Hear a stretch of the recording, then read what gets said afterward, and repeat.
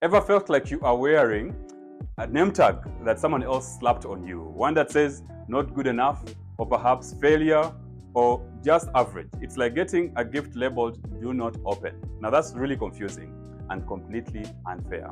But here's the thing, those labels don't define you. I remember a time when I was stuck under a label of not smart enough. I had been told it so many times in my past that I started to believe it. But then I came across Isaiah 43 verse 1, where God says, do not fear, for I have redeemed you. I have summoned you by name. You are mine. That's when I realized God doesn't see those false labels. He sees his child.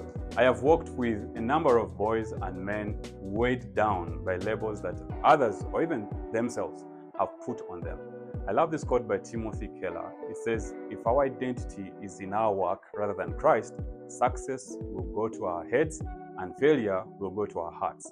Work can definitely be a heavy label or a burden, but it's one we can break free from. So many men today find themselves stuck in what I like to call the performance label. It's a mindset where life becomes all about what you do and how well you do it. Over time, this focus on success leads to constant concern about how others perceive your achievements, making it easy to lose sight of who you really are.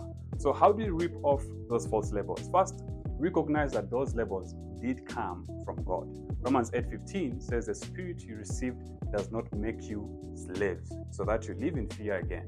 Rather, the spirit you received brought about your adoption to sonship. You are not defined by what others say.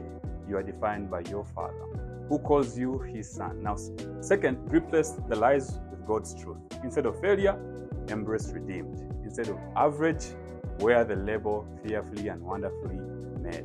Trust me, you are more than what you think, and it's time to live in that truth. God's knowledge about you is way more than your own understanding. Now, you might be thinking, but bro, these labels have been stuck on me for years.